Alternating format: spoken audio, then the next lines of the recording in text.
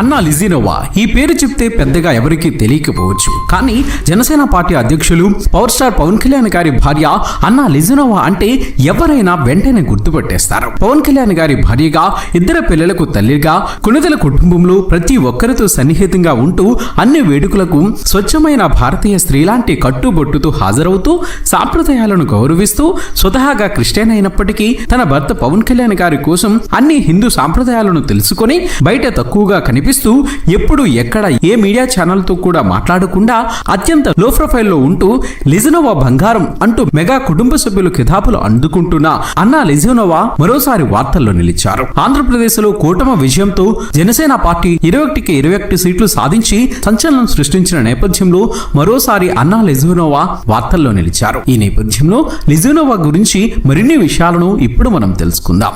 Video చాలా interesting గా ఉంటుంది.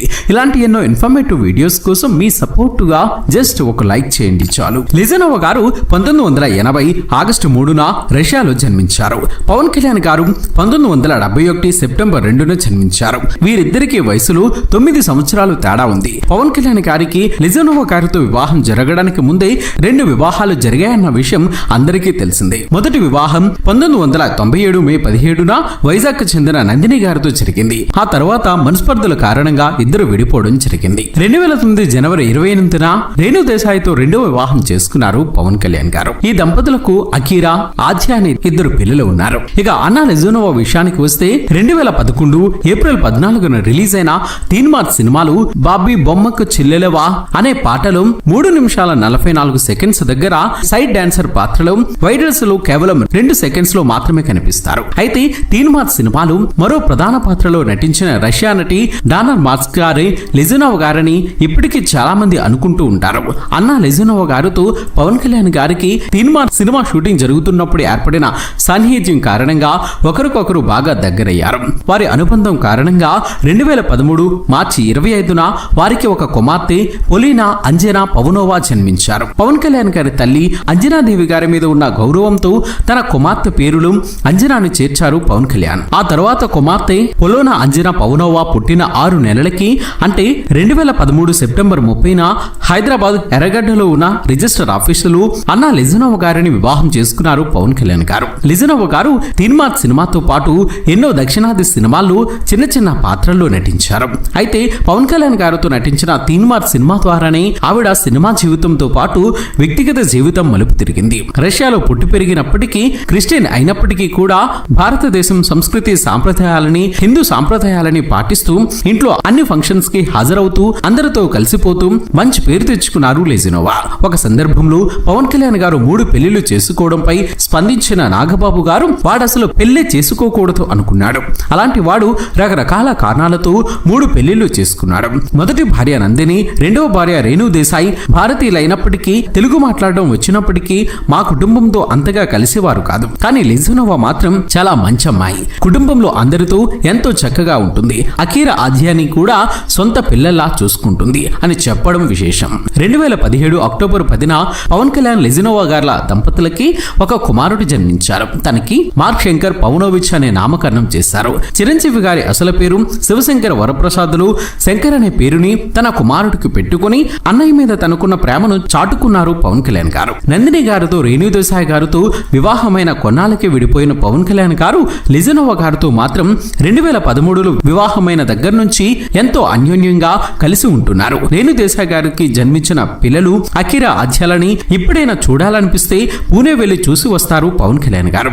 లేదంటే వారిని హైదరాబాద్ రమ్మంటారు. అలా వచ్చిన పిల్లల్ని కూడా తన సొంత పిల్లలాగే ఎంతో ప్రేమగా చూసుకుంటారు లిజినోవా. ఒక సామాన్య మధ్యతరగతి కుటుంబంలో పుట్టి పెరిగిన లిజినోవా గారు ఎప్పుడు చాలా సహజంగా, సాధారణంగా ఉండటానికి ఇష్టపడతారు. ఒకవైపు జనసేన పార్టీ, మరోవైపు సినిమాలు చేస్తూ ఎప్పుడు క్షణం తీరిక లేకుండా ఉండే పవన్ కళ్యాణ్ గారిని అర్థం చేసుకుంటూ ఇంట్లో పిల్లల బాధ్యతలు చూసుకుంటూ ఆయన అనుకున్న లక్ష్యాన్ని చేరుకోవడానికి అన్ని విధాలా సహకరిస్తున్నారు లిజినోవా.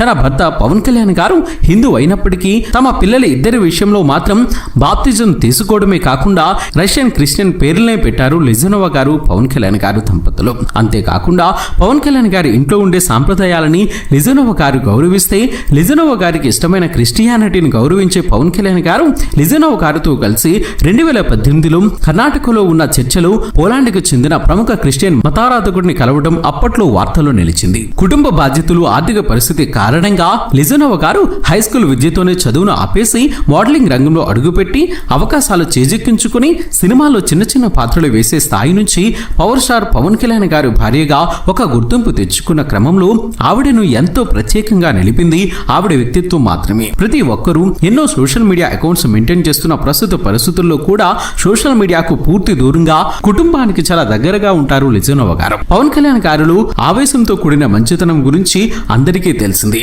అయితే లిజనోవా గారిలో మాత్రం కేవలం మంచితనంతో కూడిన మంచితనమే కనిపిస్తుంది.